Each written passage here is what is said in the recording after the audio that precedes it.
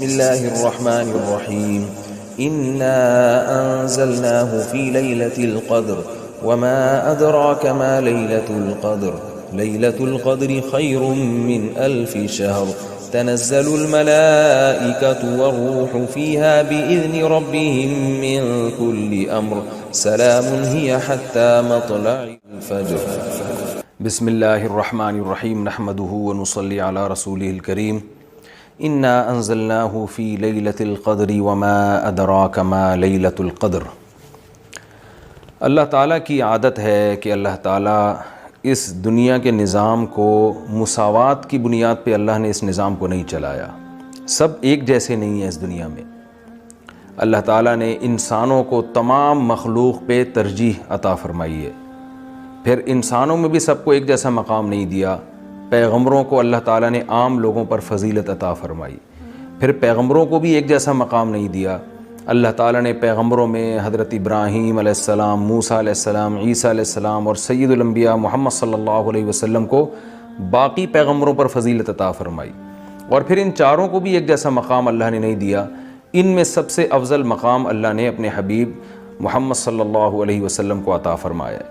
تو جیسے اللہ تعالیٰ کی عادت ہے کہ انسانوں میں اللہ نے فرق رکھا، مخلوق میں فرق رکھا، تو اللہ تعالیٰ نے اسی طرح اس زمین کے خطوں میں فرق رکھا ہے۔ اس زمین میں سارے خطے ایک جیسے نہیں ہیں۔ مسجد کو اللہ نے عام جگہوں پر فضیلت دی۔ پھر مسجدوں میں مسجد اقصیٰ، مسجد نبوی اور مسجد حرام کو اللہ نے باقی مسجدوں پر فضیلت دی۔ اور ان تین مسجدوں میں بھی اللہ نے سب سے زیادہ فضیلت مسجد حرام کو دی جہاں بیت اللہ ہے، اور اتنی بڑی فضیلت دی کہ مسجد حرام میں ایک نماز کا ثواب 1,00,000 نمازوں کے برابر قرار دیا گیا۔ اور علماء کہتے ہیں صرف نماز ہی نہیں ہے بلکہ ایک نیکی کا ثواب اللہ نے مسجد حرام میں 1,00,000 نیکیوں کے برابر رکھا ہے۔ تو اسی طرح اللہ تعالیٰ نے جو اوقات ہیں، وقت ہیں، ان کو بھی ایک جیسا نہیں رکھا۔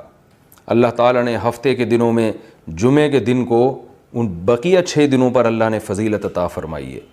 پھر اللہ نے مہینوں میں تمام مہینوں پر رمضان المبارک کو فضیلت عطا فرمائی ہے۔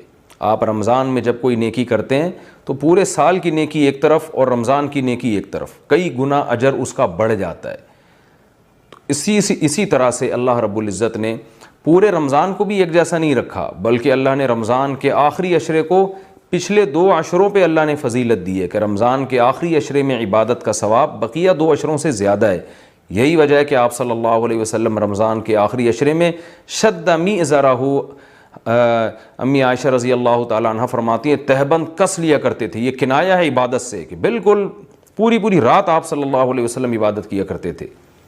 اور کمال کی بات یہ ہے کہ رمضان کے آخری عشرے کی جو 10 راتیں ہیں یا 9 راتیں ہیں، ان میں بھی پھر اللہ نے 9 کو برابر نہیں قرار دیا، بلکہ ان میں ایک رات ایسی اللہ نے بنائی جو پورے رمضان کی تمام راتوں سے افضل اور پورے سال کی تمام راتوں سے افضل، اور اس کا نام بھی اللہ نے خود متعین کیا کہ اس کا نام ہے لیلۃ القدر۔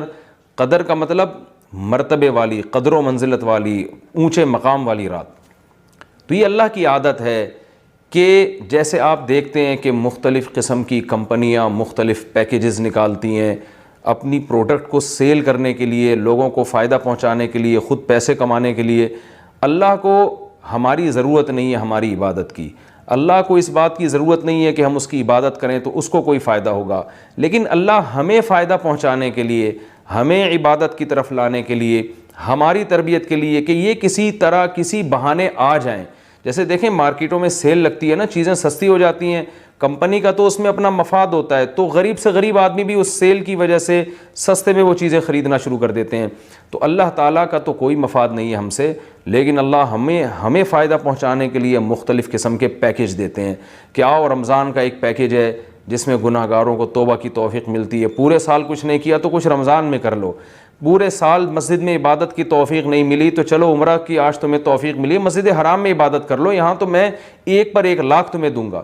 تو یہ جو اللہ کی طرف سے پیکیج ہمیں ملتے ہیں، یہ اللہ کے فائدے کے لیے نہیں، ہمارے فائدے کے لیے، کہ ہم جیسے نالائق شاید ثواب کا سن کے کہ بھئی ایک نیکی کا ثواب بہت زیادہ بڑھا چڑھا کر دیا جا رہا ہے، تو جیسے مارکیٹوں میں غریب آدمی بھی وہ اس جو ہے پیکیج کی وجہ سے خریداری کے لیے پہنچ جاتا ہے، تو اسی طرح جو بھی آخرت کی لالچ رکھنے والے لوگ ہیں، اگرچہ وہ گناہگار ہیں لیکن اس پیکج سے فائدہ اٹھانے کا اللہ ان کو موقع دیتا ہے.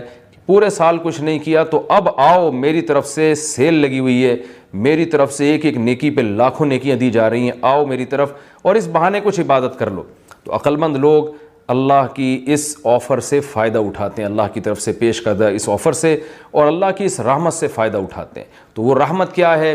قرآن نے اس رحمت کو بیان کیا کہ یہ جو لیلۃ القدر کی رات ہے یہ اللہ کی طرف سے اتنا بہترین پیکج ہے کہ قرآن خود اس کا تذکرہ کرتا ہے، لیلۃ القدر خیر من الف شہر. فرمایا کہ اللہ کہہ رہا ہے کہ کسی نے 1000 مہینے عبادت کی جو تقریباً 83 سال بنتے ہیں، تو 83 سال کی عبادت کا اجر ایک طرف اور اس ایک رات کی عبادت کا اجر ایک طرف. آپ بتائیے کتنا بہترین اللہ کی طرف سے یہ اللہ کی رحمت کا معاملہ ہے اور اللہ کی طرف سے یہ کتنا بہترین پیکج ہے. تو اتنا زیادہ اس میں ثواب. اور اللہ نے بتایا کہ یہ ایسی برکت والی رات ہے، 2 جگہ قرآن نے اس کا تذکرہ کیا، انا انزلناہ فی لیلۃ مبارکہ، کہ ہم نے اس رات میں قرآن کو نازل کیا اور یہ برکت والی رات ہے. ایک جگہ قرآن کہہ رہا ہے برکت والی رات، ایک جگہ قرآن کہہ رہا ہے قدر و منزلت والی رات، اور دونوں جگہ قرآن کہہ رہا ہے کہ ہم نے اس رات کی سلیکشن کی ہے قرآن کو نازل کرنے کے لیے. تو ایک فضیلت تو اس رات کی یہ ہے کہ اس میں عبادت کا اجر ہزاروں گنا بڑھ جاتا ہے. آپ 83 سال مسلسل عبادت کرتے رہیں اور اس ایک رات میں آپ عبادت کریں تو اللہ کی رحمت ہے کہ اس ایک رات کی عبادت کا ثواب 83 سال کی عبادت کے برابر ہو جائے گا. تو بہت ہی محرومی کی بات ہے کہ کوئی شخص اس رات کو سوتے میں گزار دے. اور علماء نے یہ بیان کیا ہے کہ جو بھی فضیلت والے دن یا فضیلت والی راتیں ہوتی ہیں ان میں جیسے عبادت کا ثواب بڑھ جاتا ہے، گناہ کا عذاب بھی اسی حساب سے کئی گنا بڑھ جاتا ہے. جیسے مسجد حرام کے بارے میں حدیث میں آتا ہے کہ ایک نماز 1,00,000 کے برابر، لیکن قرآن کیا کہتا ہے؟ وَمَن يُرِدْ فِيهِ بِإِلْحَادٍ بِظُلْمٍ نُذِقْهُ مِنْ عَذَابِ السَّعِيرِ. مسجد حرام میں ظلم اور گناہ کا کوئی بھی معصیت جو ہے، گناہ ہے، اس کا عذاب بھی کئی گنا بڑھ جاتا ہے. اس لیے علماء کہتے ہیں کہ مسجد حرام میں ایک جرم وہ 1,00,000 جرموں کے برابر ہے. مسجد حرام میں ایک چوری 1,00,000 چوریوں کے برابر ہے. مسجد حرام میں ایک جھوٹ 1,00,000 دفعہ جھوٹ بولنے کے برابر ہے. تو صرف نیکی کا ثواب نہیں بڑھتا، گناہ کا عذاب بھی بڑھ جاتا ہے. اسی طرح علماء کہتے ہیں کہ رمضان میں جیسے نیکی کا ثواب کئی گنا بڑھتا ہے، گناہ کا عذاب بھی کئی گنا بڑھتا ہے. جیسے مسجد میں نیکی کا ثواب بڑھ گیا، مسجد میں اگر آپ جرم کرتے ہیں، گناہ کرتے ہیں تو عذاب بھی بڑھے گا کہ اللہ کے گھر میں تم غلط کیسے کر رہے ہو. تو اسی طرح یاد رکھیے کہ لیلۃ القدر میں 3 قسم کے لوگ ہیں. ایک تو وہ لوگ جو عبادت کر کے اس رات کو قیمتی بناتے ہیں اور 83 سال کی عبادت اپنے کھاتے میں، اپنے اعمال نامے میں ڈال لیتے ہیں. ایک وہ لوگ ہیں جو محروم ہوتے ہیں، پوری رات سوتے رہتے ہیں، لیکن وہ بھی خوش قسمت ہیں کہ چلو عشاء کی نماز جماعت سے پڑھی، فجر کی جماعت سے پڑھی، کسی درجے میں ان کو بھی ثواب مل گیا، تراویح کی کچھ رکعتیں پڑھ لیں جتنی اللہ نے توفیق دی. یہ وہ لوگ ہیں جنہوں نے اس رات کو بہت حد تک ضائع کر دیا، لیکن خسارے والا کام انہوں نے نہیں کیا.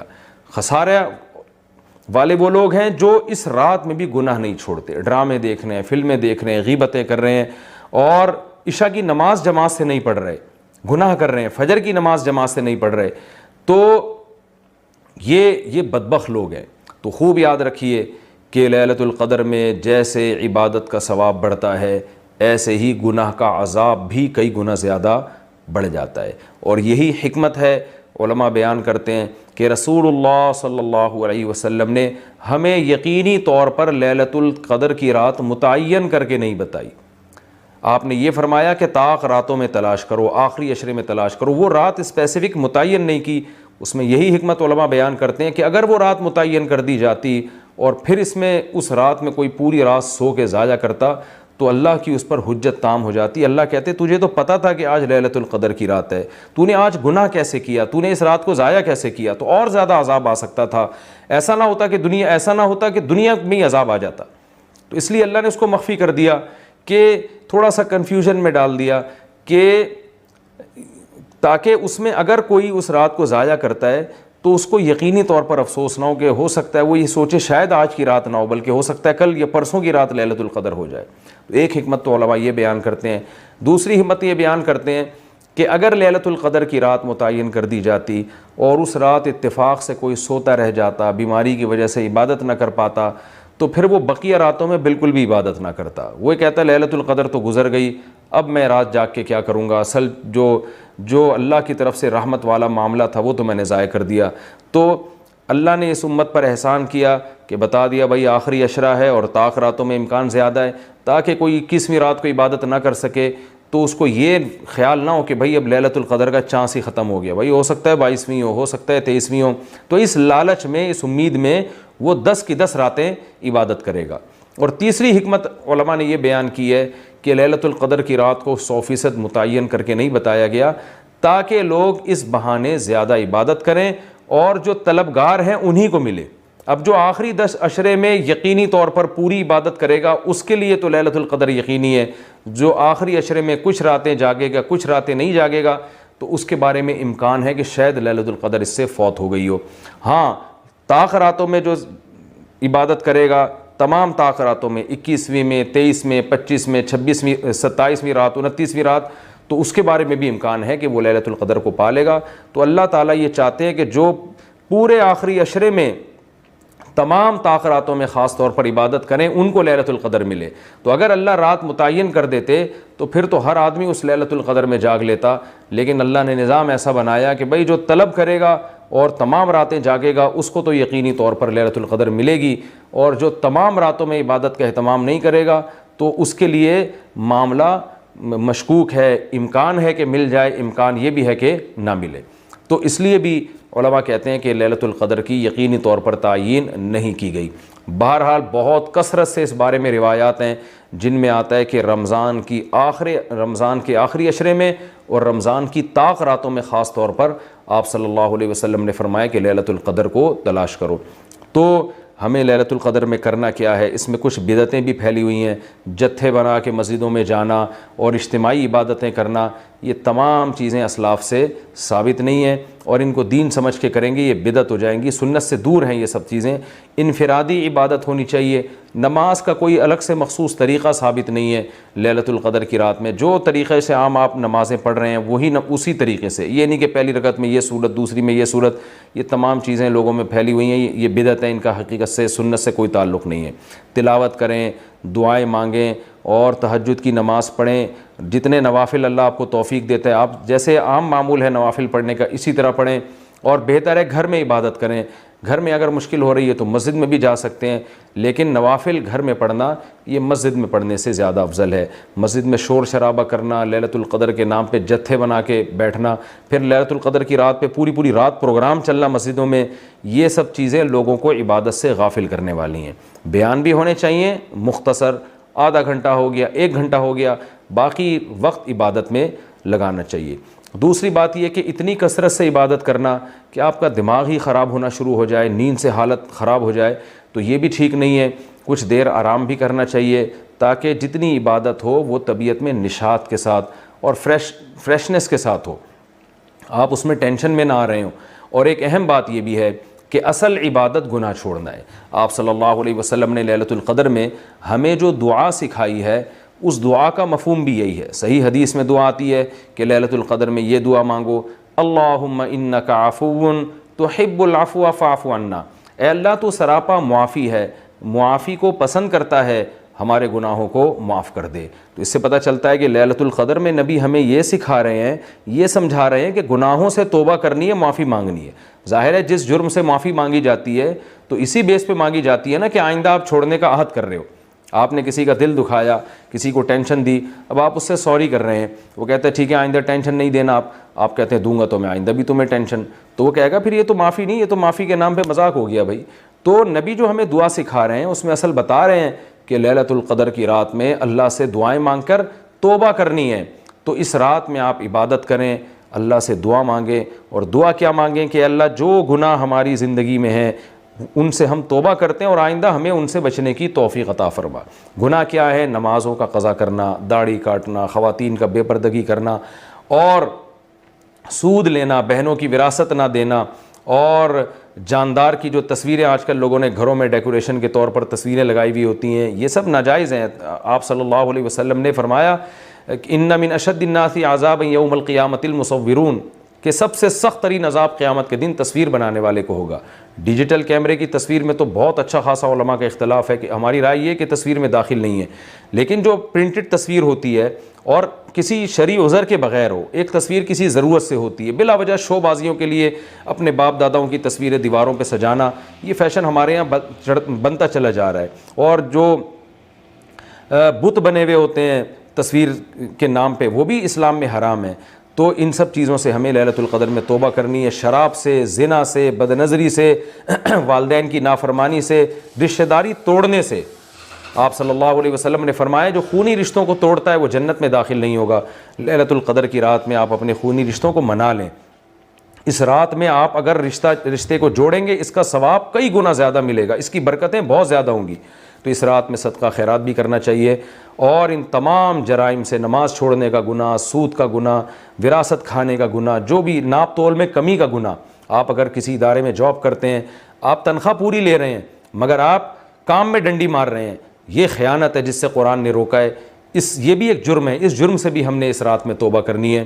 اگر کوئی کرایہ دار مالک مکان کے گھر کو امانت کے طور پہ استعمال نہیں کرتا، یہ بھی امانت میں خیانت ہے۔ اور اگر مالک مکان کرایہ دار کو تنگ کرتا ہے، یا کرایہ دار مالک مکان کو ٹائم پہ کرایہ نہیں دیتا، یہ بھی جرم ہے جس کو قرآن بیان کرتا ہے امانت میں خیانت۔ تو جہاں بھی دو آدمیوں کا معاملہ ہو رہا ہے اور اس میں آپ ڈنڈی مار رہے ہیں، یہ بہت بڑا جرم ہے۔ قرآن میں اہل جنت کی یہ صفات بیان نہیں کی گئی ہیں۔